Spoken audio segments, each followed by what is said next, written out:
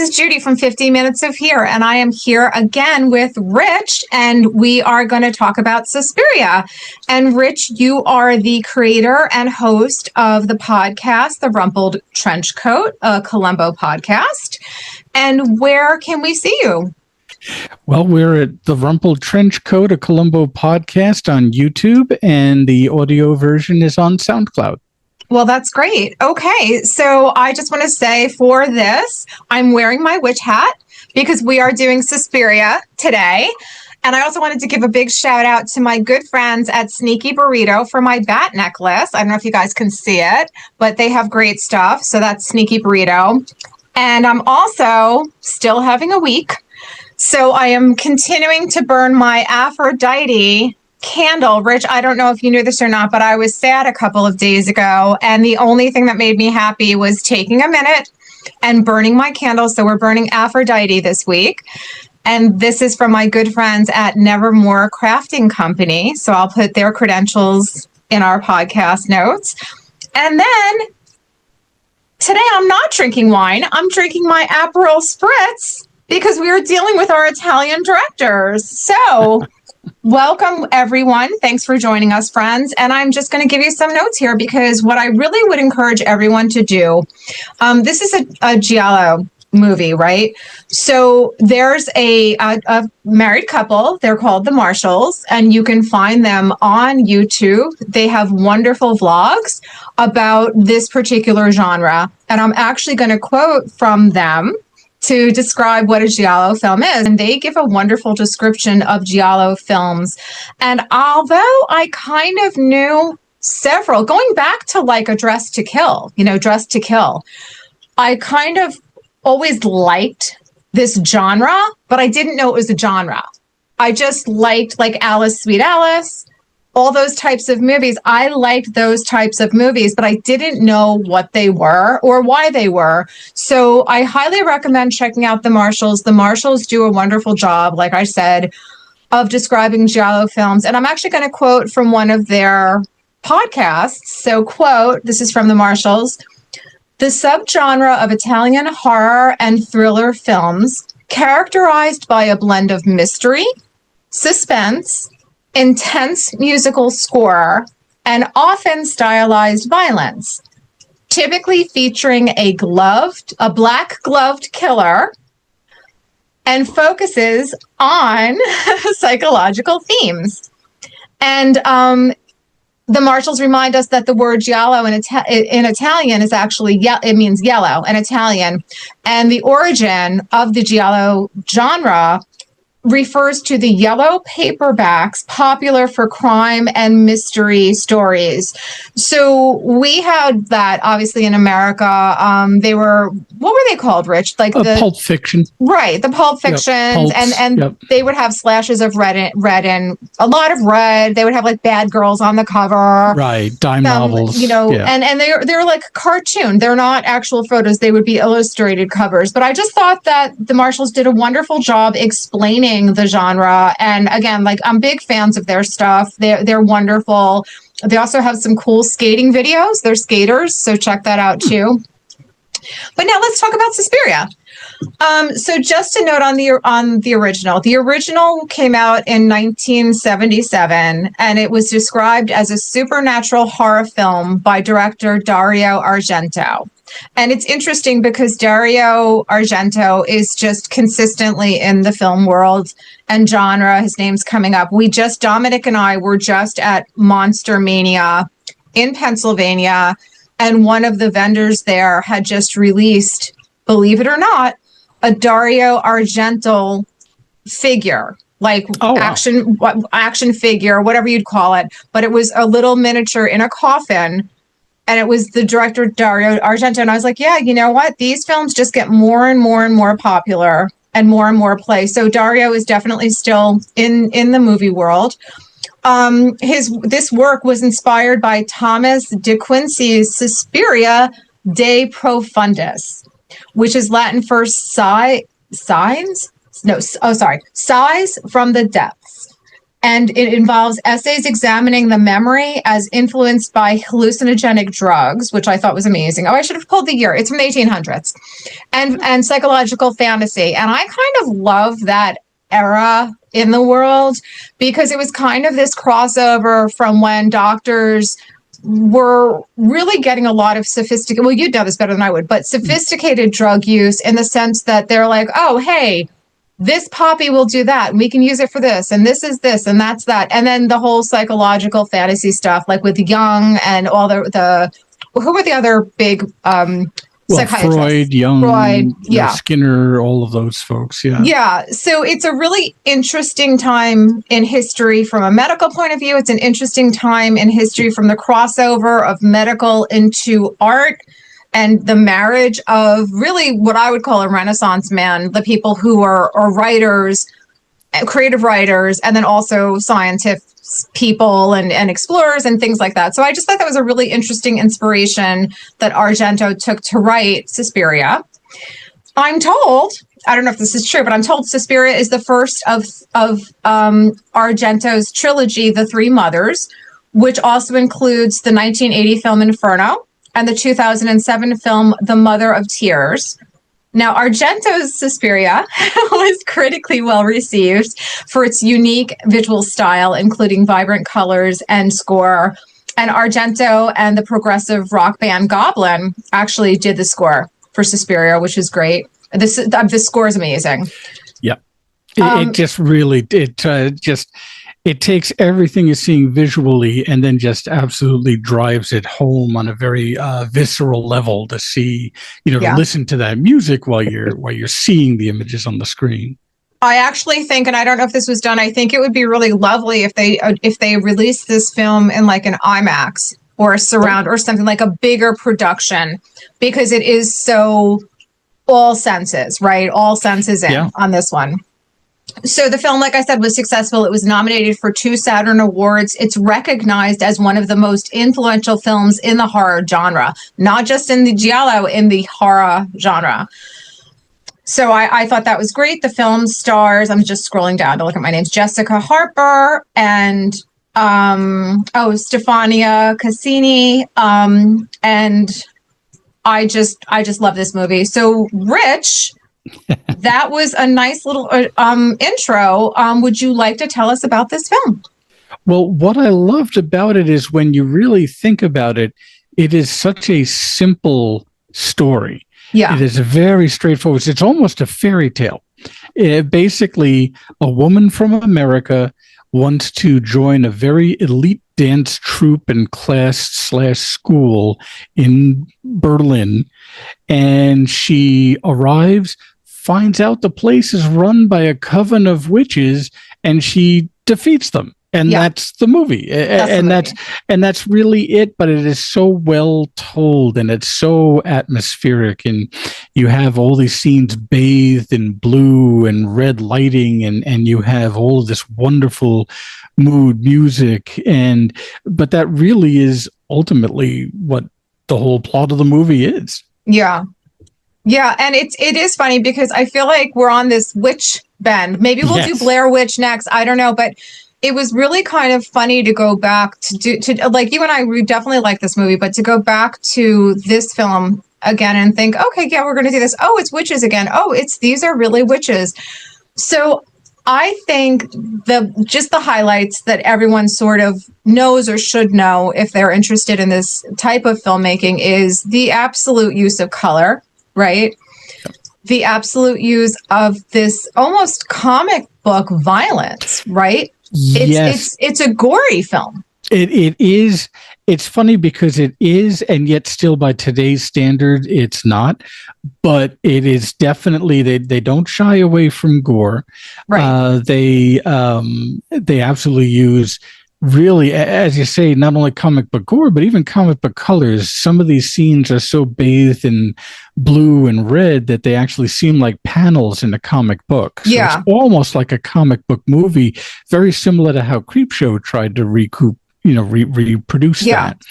And so, yes, very, very over the top, but then you have these grounded actors and actresses. So they weren't really acting over the top. In fact, they were kind of subtle and real and normal, which then made the violence and the creepiness, really driven home by the music and the lighting and the effects, hit even harder. Like, you were really worried about this young lady who's now thousands of miles from home. All she wanted to do was be a better dancer. And now she's involved in this whole witches coven. And it's very good. And it's a little hard to explain, because when you summarize the plot, there was one point toward the very end of the movie where she meets two doctors, and they each take turns just taking 5 minutes to explain everything. Because the audience kind of knows what's going on. They just sit down and say, yeah, there's witches. That witch school was run, that dance school is run by a witch, founded by a witch. She was burned at the stake, but some people think she isn't dead. Like, he just goes on, he just explains the entire story, and then she goes on and uses some of that information to defeat the witch, not out of anything noble. She was just backed into a corner, and it was either them or her. But just really excellent film. Well, we're kind of like Hansel and Gretel, right? Back in the woods, where we have this very, and I'm going to say in this one, we really like this dancer. We're very much on her side from the beginning. She comes in, she wants to better her practice, and that's lovely. And then we're kind of like, oh no, what is going on? Like, get back on a plane, go home, and don't be here. But she's in this situation, and it's so funny, because if you can put herself in her shoes, it's like, yeah, no, we've all been young and maybe going into circumstances that we don't really know. It may be a first job, maybe a first relationship, something like that. But I can distinctly remember I've lived and worked overseas. And, when you show up, you're so fish out of water. And then you're just hoping for the best. Like, you kind of move into a flat or you move into an apartment. It's not what you're used to, and it's very different, but maybe it's okay. But there's weird things that happen. So you're kind of on her side. And when you really look at it, it's like, wow, wait, this dance school is offering you this room and board, and you're going to learn all this stuff, and it's very prestigious.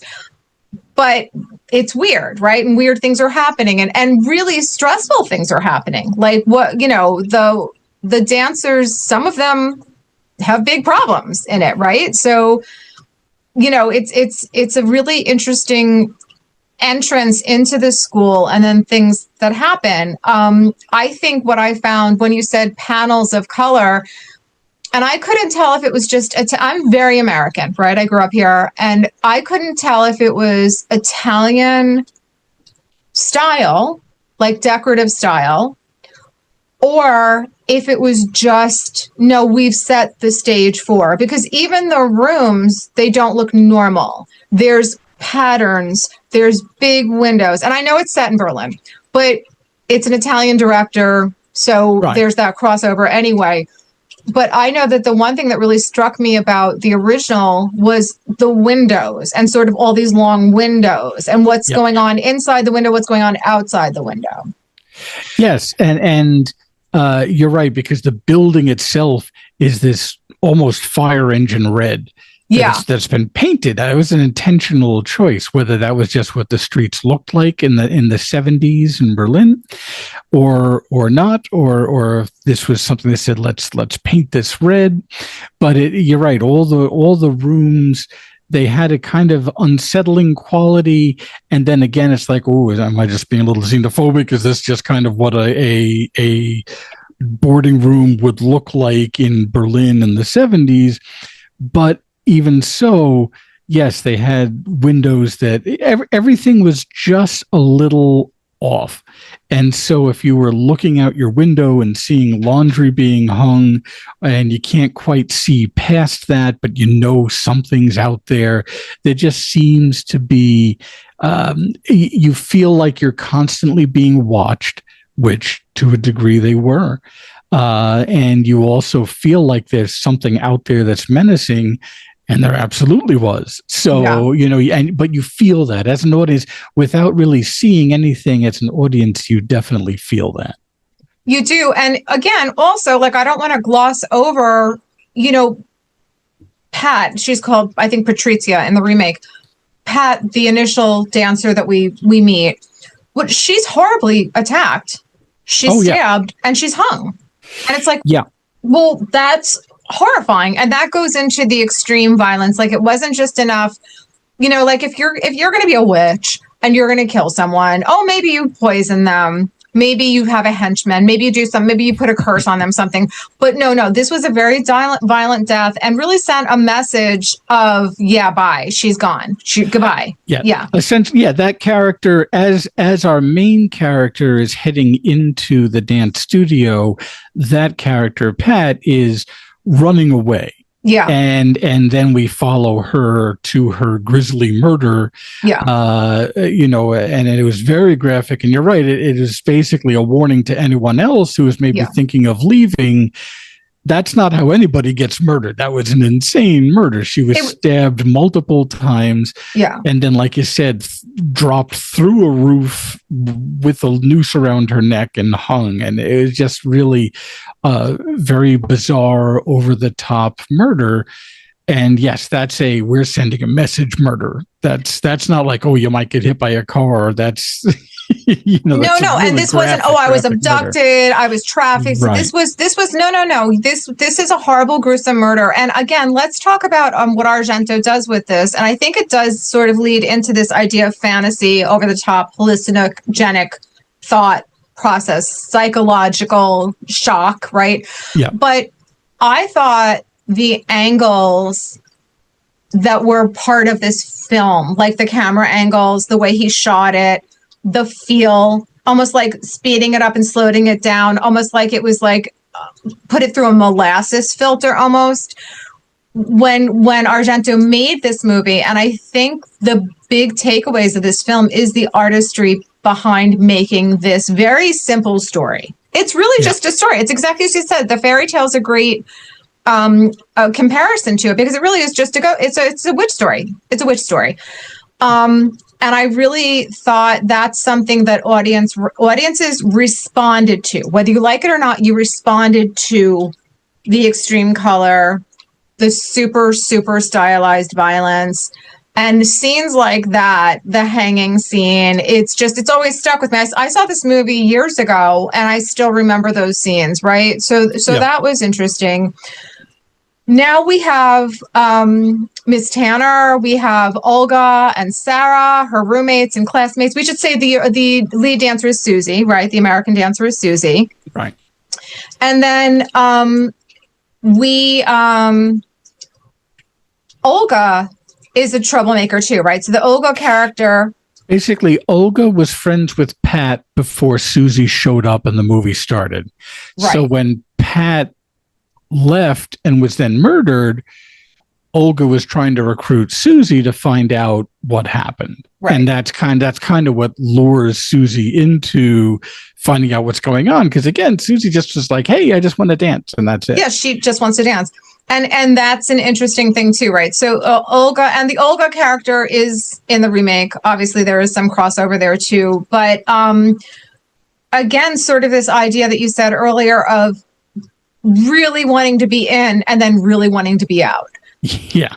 And then absolutely. Also, let's talk about the idea of a coven, right? Just based on my knowledge of growing up in the 70s and witchcraft. A coven, right? It's a coven of 12. And I meant to count the mistresses or the teachers. The mothers, what do they call them? Mothers, yeah. I wanted to count, and I didn't do it before we started talking, but I wanted to see like how many were in it, because I forgot this. Do they take the vote in the first movie? No, that was all expanded for the second. The first one really was honestly that simple. It was just the mother superiors of the place were just very strict, but we're going to teach you to dance and do this and that.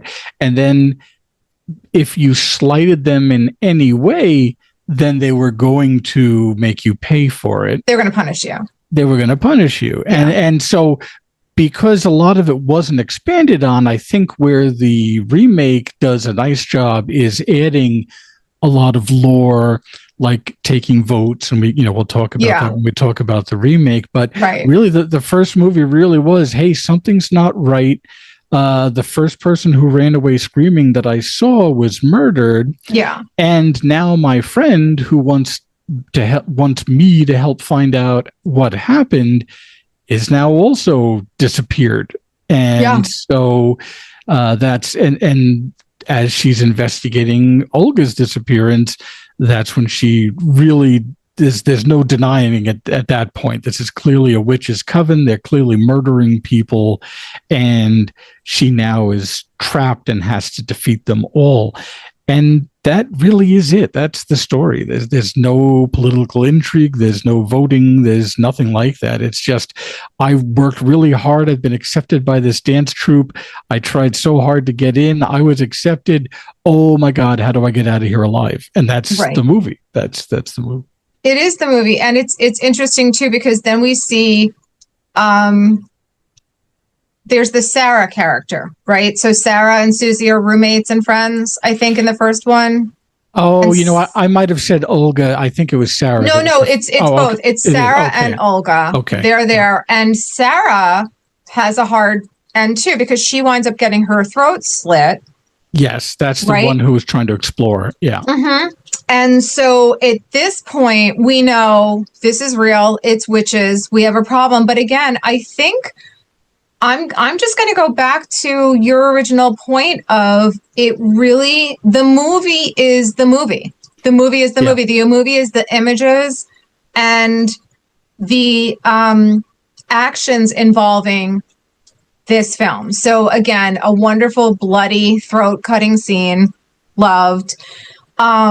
It's just wonderful, like, big murals and just, over the top music, angles.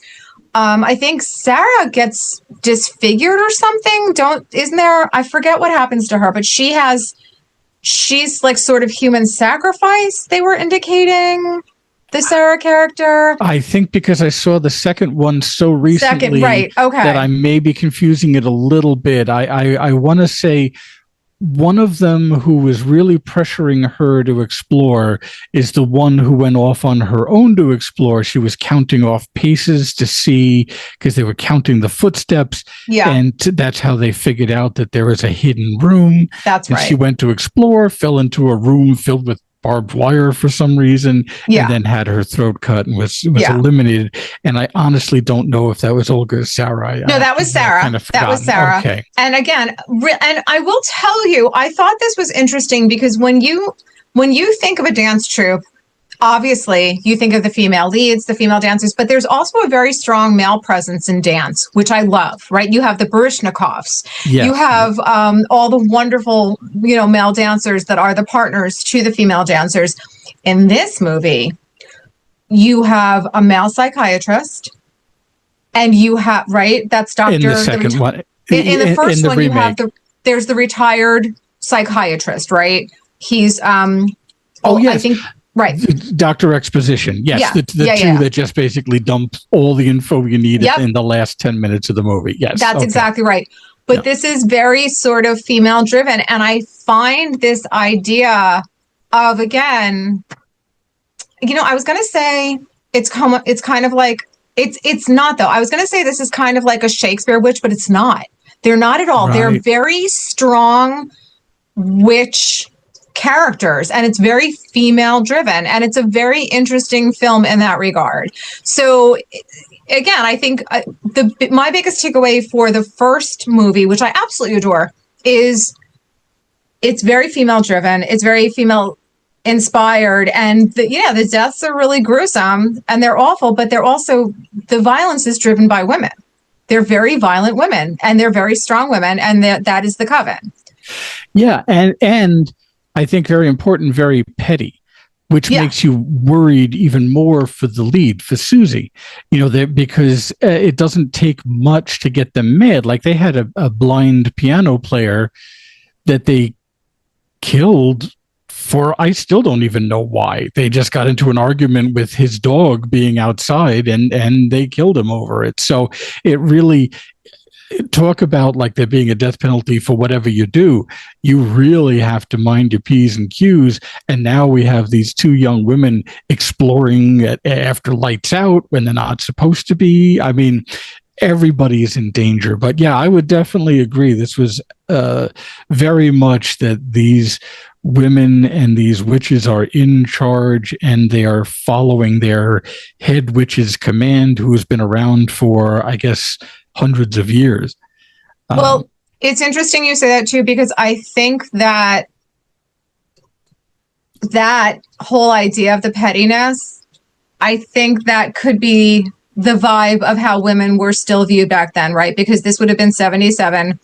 And this would have been, I think if you were to call a woman a petty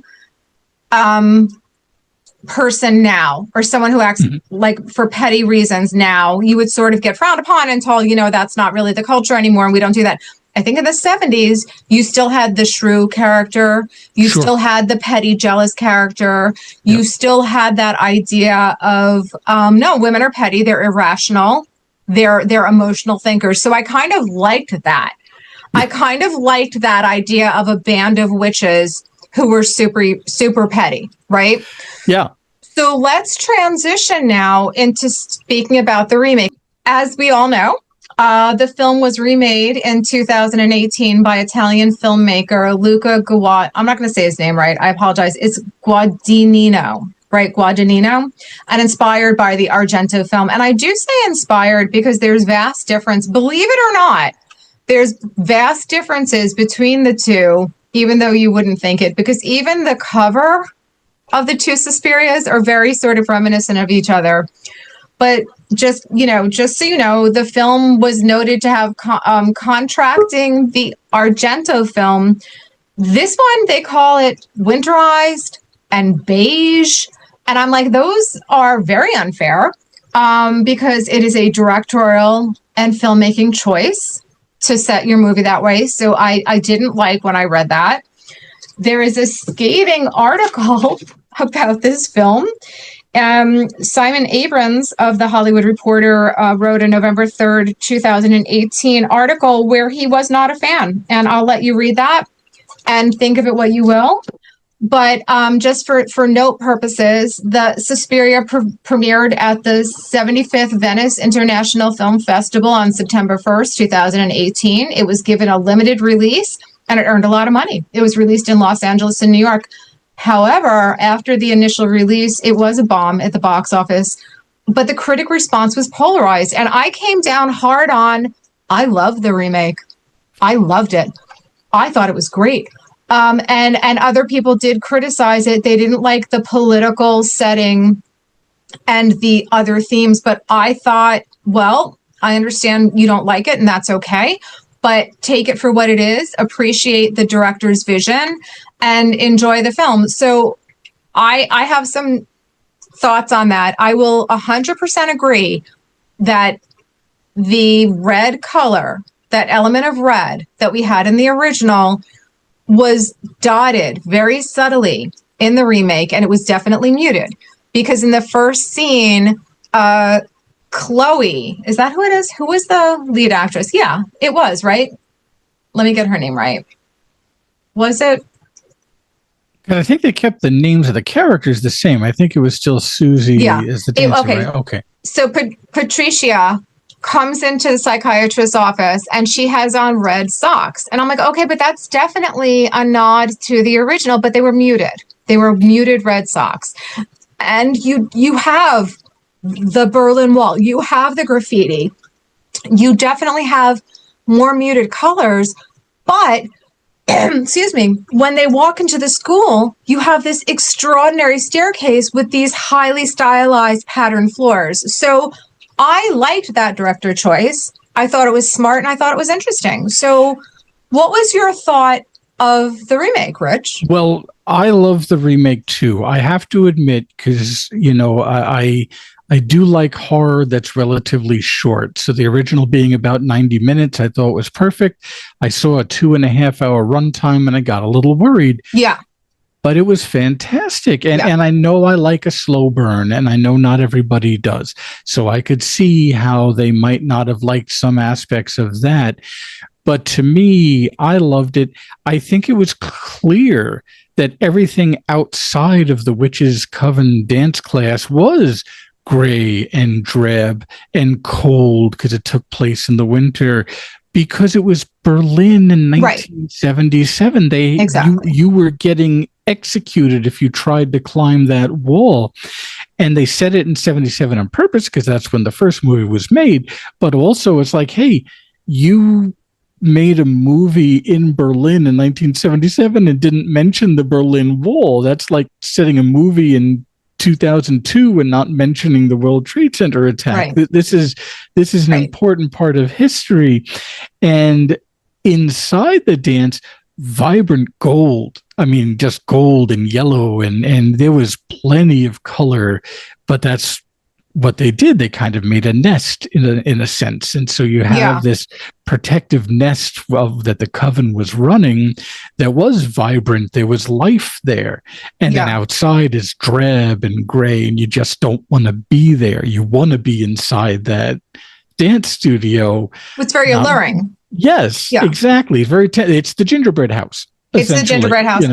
And I 100% agree with you. I'm a fan. I liked this movie. I like the remake very much. I will say, I think I love the original cast. The actors were great. I think a lot of the stylistic choices making it so drab, they made up for with the casting. Yeah. They casted the most extraordinary. I've never seen so many tall women in my life. They casted so many wonderful, wonderful actors, but they used the physicality of these actors. Tilda Swinton played 3 parts in this movie.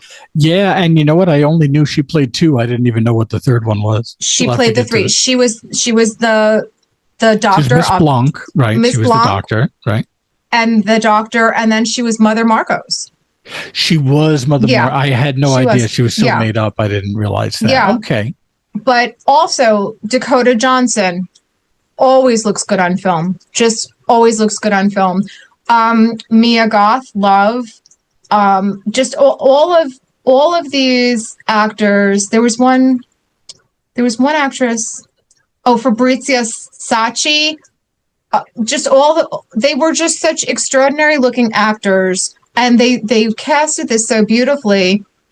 But the other thing that I loved, that I think again I'm hoping it was a choice, but what I think made up for the contrasting of colors is everyone was stylized to look like a witch.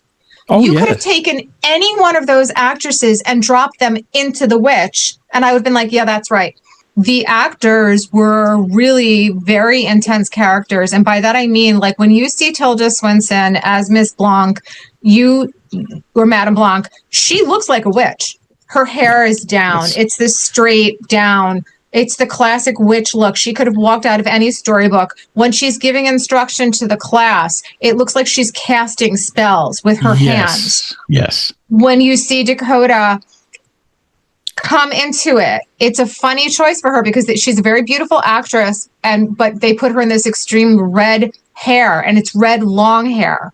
She could have walked right out of the set of The Witcher, because witches traditionally have, red, right? Red hair. That's a mythical, or it's a separate color. It has a meaning. A red hair color is associated with witches sometimes. Even Mia Goth's character, when you see her for the first time, she plays Sarah. She's dripping wet. She's like, oh, Berlin, the traffic, whatever. When she comes walking in, she looks like a witch. Everyone's really pale, and I loved that. And again, the cast, everyone in that cast, I forget the other, it's one of the other teachers. It might be, I don't know who it is. One of the other teachers, she comes out and she almost looks like a storybook witch. She has the glasses, Absolutely. She has the yellow curly hair. And I'm like, this is just, it's spectacular casting. Yeah, and almost like a Roald Dahl witch, Exactly. That's exactly a storybook witch. And I absolutely love that. I think I will take a minute to talk about the politics. So one of the bigger critiques with this was the audience was confused with the conflicting politics, because we had one of a Palestinian terrorist situation. We had the Berlin Wall. We had this idea of releasing political prisoners. We had this idea of bombing. So a lot of political intrigue. And I think the criticism in the Hollywood Reporter article was they weren't following the politics, or the politics never hit home. My attitude is, I don't care. I could care less. What I wanted to know, and what all I needed to know, was there was conflict outside. There was the coven trying to survive. And that's what that coven was going to do. So they lived through World War I. They lived through the post-World War I. Oh, sorry, World War II. They lived through the post-World War II Berlin. And that was them surviving. So I don't need to know what's going on with Lufthansa. All I need to know is there was a bombing and there's political turmoil. That's all I need to know. Because if you look at it that way, you can set it at any point in history. So I thought the criticism in the Hollywood Reporter article was valid, and I understood it. As a watcher of this film, I didn't mind it, and I didn't care, and it didn't change the way I felt about this movie. I loved this movie. Yeah, and I would even argue that it was an important part of the film. You know, there were idealistic students. Patricia wanted to leave to join a movement, or maybe not, and that was the excuse the witches gave as to why she was left and not found again. The whole idea of a wall physically separating people who, up until that wall was built, were literally neighbors. The doctor losing track of his wife because she was on the wrong side of the wall.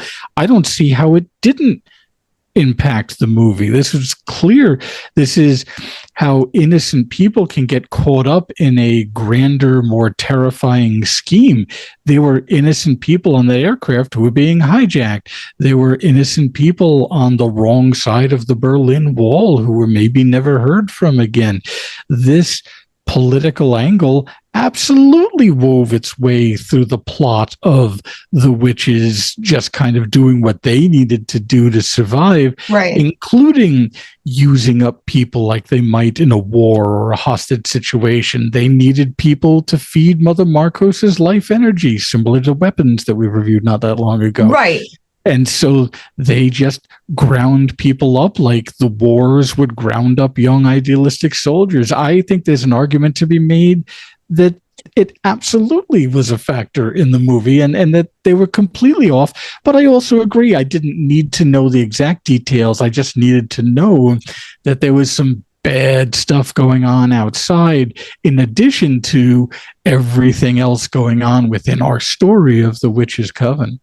Right. And jumping off what you said, you gave me a lot to think about, because jumping off what you said, in a war, in a system, you will have generals, right? You will have the upper echelon who will use the infantry and the new dancers coming in, the young dancers coming in. When, there's that line that she says, are we going to waste another young dancer on something that's not going to work? Well, that's what the conversation you'd have in a war room. Yeah. Are we going to put our soldiers there? Are we going to move our infantry here? Are we going to put them here knowing we're going to lose? It's a percentage game, right? Absolutely. So you bring up a great point. And then the flip side to that is, in Germany, and I hope I'm not misspeaking because it's a very sensitive topic, but I do believe that the Jewish people who were so persecuted and really centered on with all this hate, with the Holocaust and all those things, they were very much scapegoats, right? So I think using this idea of political scapegoats, because I wasn't buying for 1 second that Patricia left the school to be a terrorist. And not at all. There's no way. There's nothing. There's no doubt in my mind that she was a problem and they got rid of her. So, but they used her. They even put her on a poster, right? As all these things. And I kind of love that, because that goes into the war machine. Because these witches are a war machine, and they're fighting to save their sovereignty, right? Yeah, absolutely. No, look, in World War I, the way that they would just send British soldiers with, nightsticks to try and charge German machine gun turrets. Yeah. I mean, it was literally how many, well, if we have 40,000 men, maybe 10,000 will survive to then take over the camp. And you're writing off tens of thousands of people. That's the way war has always been. And so, yes, they're like, well, gee, how many young dancers are we going to throw against the wall until we can make sure that it's going to do what we want it to do, which in this case is to give Mother Marcos more life. prolong life, right? Win the war with this, right? Yeah. So just again, talking about the stylisticness, I will say in the remake, I didn't particularly notice the music. I actually didn't even look it up. That wasn't a big theme for me. I was astounded by the cast. I loved it. I loved the art direction. I loved the sets. I loved the actors. They were wonderful. I loved the whole idea of, the tears and the generals fighting in the war room, and how they had to all come together collectively and reach the goal. And, and again, in the end, when you see, oh, this is the goal, this is like, how did you feel about the stylization of Mother Helena Marcos? Well, I thought it was great. Again, you could see her as, like, it wouldn't be too much of a stretch to put her in a political cartoon from like the 1940s, maybe, of just this gross, bloated, overinflated person who is just drooling at the thought of consuming this life force from young women. Right. So I thought it was a great way to do it. And on top of everything else, to find out that she was a usurper. The whole point of Mother Marcos is saying, I was blessed by Suspiriosum. I am pronouncing it wrong. But one of the three godlike women that they based this cult and coven around, and she was lying. We find out at the very end. So it's a usurper who is then devouring, literally and figuratively, the life force of these young women. So I thought it was great that she was this really decrepit, foul creature, because that's what she was. She was a decrepit, foul creature. Yeah. I also liked, and I don't know how you feel about it, but I liked the fact that in the first movie, it seemed almost incidental that it was a dance class. It could have been almost anything. It could have been an art studio. It could have been sculpting classes. But in the remake, the dance was the witchcraft. That it was important that it had to be dance. They didn't send somebody out with a knife. They danced, and then while one person was dancing, it was physically mangling the other person. That was a great scene. It was a wonderful scene. And again, it just was like, oh, this is how witches would kill people. They would cast a spell that would destroy them like that. And that dance was everything. It put them in a trance. Like you said, Madame Blanc Mother Blanc was casting a spell as she was teaching them. And when they knew that they wanted Susie to be the protagonist, the best dancer and lead, they were even taking skills from some of the other dancers. Like one could jump really high, but Susie really couldn't. And that one who could jump high kind of knew what was going on, and she was looking terrified when they're like, oh, we need to get you to jump higher. Could you help her with that? And she knew that her time as the highest jumper was coming to an end soon. Right. That they were going to take her force of being able to jump well and give it to this new one, this Susie. So I thought it was great that dance was such an integral part of it, that it was a really just a mandatory, that was just, you couldn't do the remake if they did anything else. It had to be dance. Right. I 100% agree with that. I love that. And again, the dance definitely takes on a character of its own, and it definitely acts as a weapon. It definitely is a force that is controlled and used. I thought that scene in the mirror chamber was so wonderful. I absolutely loved it. And one thing I noticed that I thought was really interesting is this idea of crying in tears, where the Olga, I think, is it Olga? She wants to leave, and she's Yes, it is Olga. Yeah, Olga wants to leave. She's very upset. She wants to go. She's sad for her friend. She's scared. And then the witches bewitch her on the stairs. And that's really the end for her, because then she winds up in the mirrored room, and then she's ultimately killed. But I loved it that she wasn't bleeding. She was oozing. So in that scene, because I was expecting to see a lot of blood, you didn't. You saw the glycerine ooze, and at the very end, when they pick her up with the hooks and carry her out, which is so gruesome, it was like almost out of Hostel, where I'm like, yikes. They drag her out. That's the first time you see a blood trail in the movie. Yes. That's the first time you see it. And again, this whole idea of muted colors, we're not relying on the old stylized corn syrup blood. We've got oozing now. We've got this now. And I loved it. I thought it was fantastic. I thought it was great. I thought it was a great scene. You know, it was a great scene, and it was also scary because you realize at the very end of the movie, nobody ever left the building. Right. When Pat ran away, they got her back, and she was now imprisoned. When Olga was mangled and dragged away, she was brought back in. These people did not escape because they still had a role to play. They were still potentially able to feed Mother Marcos. Yeah. And so not only could you not escape by dying, but you couldn't even escape the building. No. So it's not like they left the building and were dead. They tried to leave the building and were either stopped, like you said, on the stairs before they could even exit, or they were just pulled right back in, and then there's no escape. In other words, there's no escape, not even in death. Not even in death. And it's not like they killed you and buried you. You were a resource, alive or dead.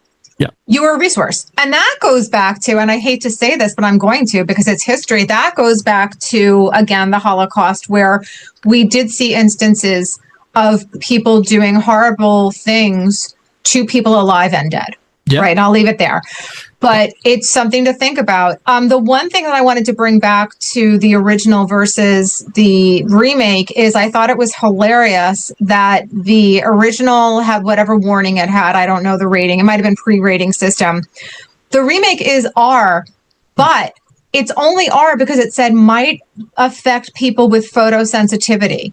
And I was like, how funny. That was the warning. The warning was may affect people with photosensitivity. And I'm like, that's hysterical that that's the warning on this film. That was it. It wasn't sexual. It wasn't violence. It wasn't blood and gore. It was, if you are an epileptic, please be careful watching this film because the photosensitivity could get triggered, which is great. I love that warning for our members of society who have those issues. But I'm like, it's a funny take between the 70s and the 2018s. It is because, I don't think it got an R because of that, but I think it's funny that is the warning they chose. Yeah, because usually they would say R because of strong language, nudity, sexual content, and instead it was, yes, it's an R. By the way, if you're epileptic, be careful when watching. Be very careful. And that was it. They just let the R speak that was the warning. Itself. Yeah. So I would just say, and what did you think about the ending? Well, okay, so a lot of the movies sync up between the remake and the original. You have a scene where the dancer Susie arrives while somebody else is trying to escape. You have the scene where they're counting the steps and they find out that there's secret rooms in the places. The same characters try to solve a mystery and get killed or hurt in the process. And then the ending of the original is she defeats the witches. In the remake, she is the main witch. And that was fantastic. Yeah. I thought that was a great twist because they keep showing throughout the remake, they keep showing flashbacks to her home life in Ohio, where she has a sick mother. And it's just slowly revealed that this Susie that we've been afraid for and rooting for this whole time actually was basically, the Omen. She basically was this witch, this sin released upon the world that as her mother described her. And that's how it's resolved. At the end, she basically grills Marcos because we see her prepared to be a sacrifice for Marcos. Right. Marcos kills Blanc because Blanc keeps trying to stop it or slow it or delay it because she legitimately has affection for Susie. She loves Susie. Yeah, she doesn't want to see her get hurt just to feed Marcos. And then Susie starts to grill Marcos and says, "Hey, who anointed you, by the way?" And that's when Marcos lies and says Suspiriosa. And she says, Susie says, "I am Mother Suspiriosa." And that's the end. You now have a wonderful carnage scene at the end where everyone, and that's where the vote was important, everyone who voted for Marcos was kissed by, I guess, a surrogate demon. I wasn't quite sure what that thing was supposed to be.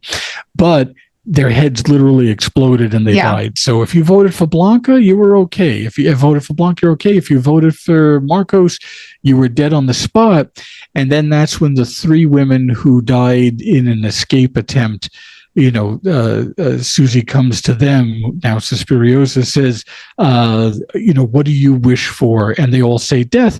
And she just kisses them lightly on the cheek and lowers them to the floor. So they're finally given the peace of death. Right. So you're actually getting the idea that although she's the head witch, there's at least a level of kindness to her. It's not necessarily all evil. And I do know some of the books the doctor was pulling out was trying to say that Suspiriosa is the light. So at least of the 3, I think, was it Tears? I can't remember what they were, but I know that the last one was light. And so there's at least a chance for humanity that now Suspiriosa is taken over, that she may not try and destroy the world. Well, yeah, 100%. And also, I thought it was really, first of all, I loved it. I loved the ending. I thought it was fantastic. I thought it was great. But I think what I found so interesting was she was Susie's elevated, right? Because there is that beautiful thing. She was able to explain the Amish breaking off from the Mennonites. Yes. And she was able, I think they were Mennonite, I think. And then she was able to, when she's having that conversation with Blanco, she definitely was like, yeah, I really don't even want to talk about this. And then they were like, but talking's important, and I want to know what your journey was. And I think at that we were sort of led in to know that this is a special student and there's a special relationship here. And even with the voting, when they said after the vote, nothing will be held against you. And I'm like, that's not true. I don't know how it's not true, but it's not going to be true. So again, I loved that. I thought it was great. I thought the filmmakers did a wonderful job with a wonderful concept. It's interesting because Adrian saw Silent Night, Deadly Night last night, which is a remake of a remake of an original. So it's the 70s movie, then I think 80s or 90s, then they just released it again. And she goes, it was fantastic, but it's great because it had nothing to do with the original. And I'm like, great. I think Suspiria had a lot to do with the original, and I enjoyed and appreciated that. So I loved it. I thought it was wonderful. I was afraid about the length too, because I thought it would be really long, but I loved it. Yeah, no, it was obviously they were very skilled at their job, because although it was long, you didn't feel it. The scenes did flow from one scene to the next. It wasn't even like there was a side story. Yes, the doctor had experienced such guilt at basically not being there for his wife, that she would be lost in Berlin, and he kept trying to find her and just couldn't. And yes, that was technically a side story, but it was also an important part of him, why he didn't want to leave these troubled girls who kept coming to him for help behind, and how he ultimately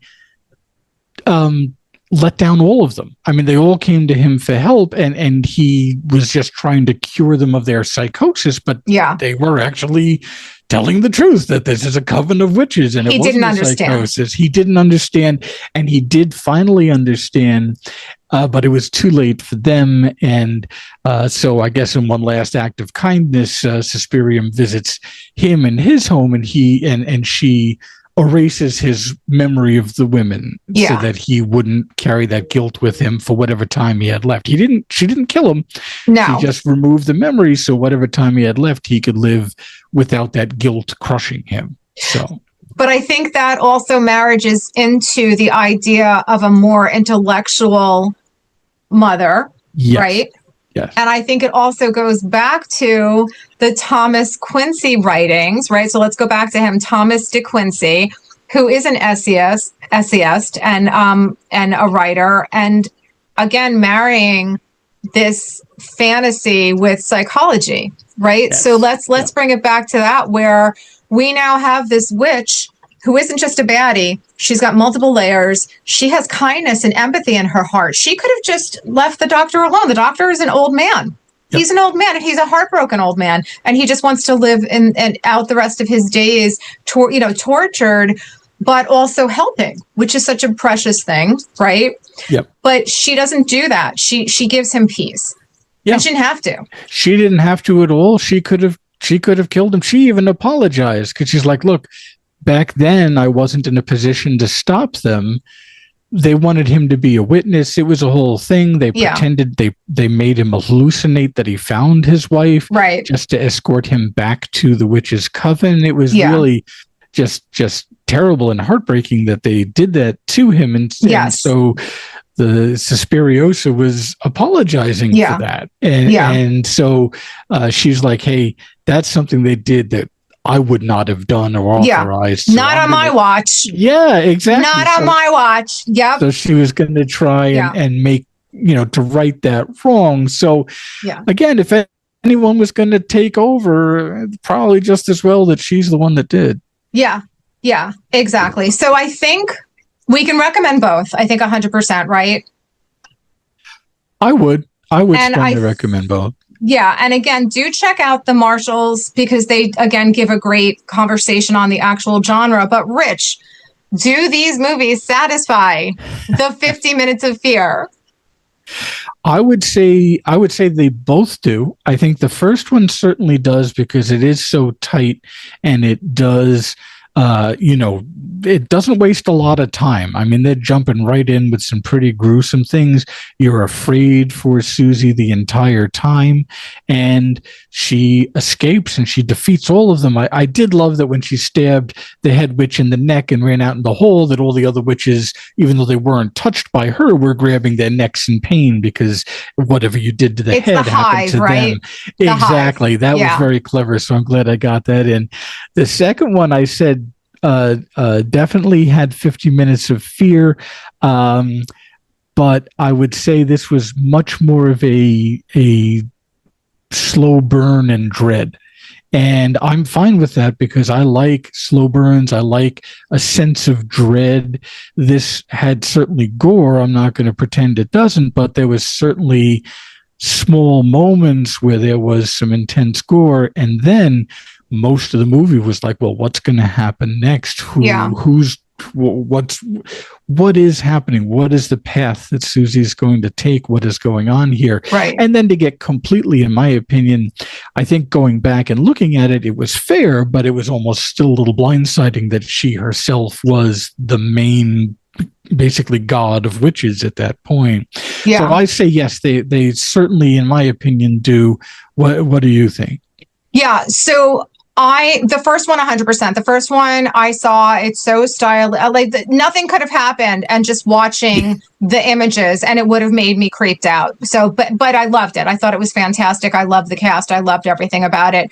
The second one kind of gave me, again, that uncomfortable, almost like the movie Bug. I don't know if you've ever seen that movie. I haven't, but I have heard of it. Yeah, it's just this uncomfortable feeling movie that I love. I loved. I do 100% think it's definitely a 50 minutes of fear movie.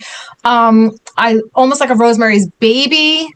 Mm-hmm, like I'm uncomfortable. I don't know what's going to happen. I don't know. Something's going on. I'm not understanding it. I will tell you, I found the psychiatrist very heartbreaking. It was hard for me to watch just by suffering my own loss in my life. Sure. Looking at him and the desperation and the separation, that struck a chord with me on a visceral level. Like you said, I might have liked the remake better than the original. I don't know. And I hate to say that because an original is an original and it's an important movie and I loved it, but I might have liked the remake better. I don't know. I think there's an argument. I think there's an argument to be made there because I actually saw both of these movies this month for the first time. Oh, fun. Okay. I saw the original one. Oh, fun. 2 or 3 weeks ago, and then the remake just last week. So I don't have that necessary, I don't know if you want to call it nostalgia, but it's not like I saw it a long time ago and it affected me for a long time.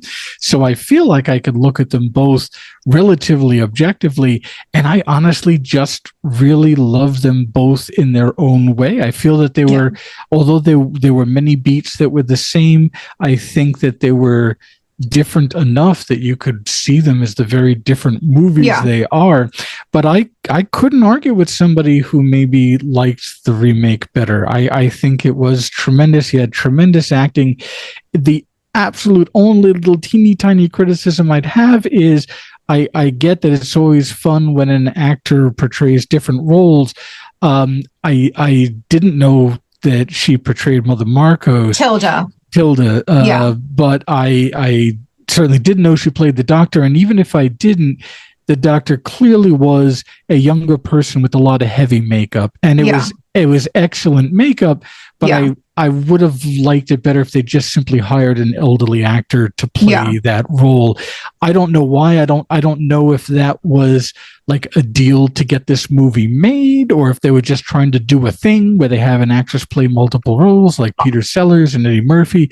I don't know why they made that choice. I don't think it took away from the movie, but there were a couple of times when I was a little taken out of the scene by looking at somebody who was clearly made up to be an old man. Yeah, I would agree with that. And, I know there was that wonderful movie, The Killing Fields, where the lead actor in The Killing Fields was a woman, Linda Hunt, and she played a male lead. And it was a phenomenal performance, phenomenal choice. And I love choices. I love artistic choices because I am all in on actors and make the artistic choice, do it. So from that point of view, I appreciated Tilda playing all three parts. From a did she nail it point of view, I get what you're saying 100%. We knew it was a stylized actor. I thought it was fun. I don't know the backstory. I don't know the choice. But I'm willing to lean into it. I thought it was great. And I will say again, I don't think I talked enough about Dakota Johnson's performing in this. Oh yeah. Oh, here we go. We're up. We're not upgraded yet. So I'm going to shut you up. Dakota was fantastic. I loved her. Great movie. Go watch it 100%. Yeah. Go check out The Marshals. Enjoy it, watch it. So any last thoughts on this? Just that although I had that criticism, it did not ruin the movie by any stretch of the imagination. I do highly recommend it. I do highly recommend them both. They're both easy enough to find on streaming services, and I absolutely recommend them both. And thank you for having me on to talk about them. Yeah, no, thank you again, Rich. So we can find you again in the Rumpled Trench Coat, a Columbo podcast, streaming on SoundCloud and on YouTube. Is that right? Or that's it. Yep. Okay. And what's our next movie going to be? What do you think? Oh, I don't know. I know we had talked about Let the Right One In, which would probably be an exciting one. Let's do that one. Okay, It'll be another dualistic one. All right. So our next one up is going to be Let the Right One In. So I'll leave you all with this thought. I have to think of my final thoughts. So fear not, don't dance with witches, and maybe go to Italy instead of Berlin. I don't know. Or maybe go to both, or maybe just watch out for witches. But anyway, this is Judy with 50 Minutes of Fear. Happy holidays. Stay safe, everyone, and check out The Marshals. Bye, Rich. Thanks so much. Thank you.